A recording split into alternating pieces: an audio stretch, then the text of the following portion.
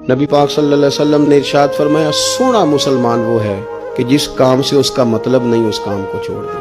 اور نبی کریم صلی اللہ علیہ وسلم نے فرمایا قیامت کے دن زیادہ گناہ ان لوگوں کے ہوں گے جو زیادہ فضول باتیں کرتے تھے، ان کے گناہ زیادہ ہوں گے۔ فضولیات سے بچیں، اپنے اوقات کار زندگی میں مرتب کریں۔ ہم پتہ کیا کہتے ہیں، 1 منٹ میں آیا، تو 1 منٹ ٹھہر، میں یہ محاورہ ہے ہمارا، 1 منٹ دے ذرا مجھے۔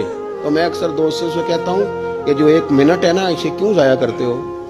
کیوں کہتے ہو 1 منٹ ٹھہر؟ کیوں ٹھہرے بھائی؟ آپ کو پتا ہے منٹ میں کیا ہوتا ہے؟ 1 منٹ میں 6 دفعہ سورۃ اخلاص پڑھی جا سکتی ہے، اور 2 قرآن پاک پڑھنے کا ثواب ہے۔ 1 منٹ کے اندر 26 مرتبہ کہا جا سکتا ہے سبحان اللہ و بحمدہ سبحان اللہ العظیم۔ اور یہ وہ کلمات ہیں کہ نبی پاک علیہ السلام نے فرمایا زبان سے کہنے آسان ہیں، میزان عمل پر ان کا بڑا وزن ہے، اور یہ تمہارے رب کے بڑے پیارے جملے ہیں، اللہ کو بڑے محبوب ہیں یہ کلمات۔ آپ دیکھیں سبحان اللہ، الحمدللہ، اللہ اکبر، یہ کتنی دفعہ پڑھا جا سکتا ہے؟ 1 منٹ کے اندر کئی دفعہ پیار سے ماں باپ کی زیارت کی جا سکتی ہے، اور جتنی بار زیارت کرو پورے حج کا ثواب ملتا ہے۔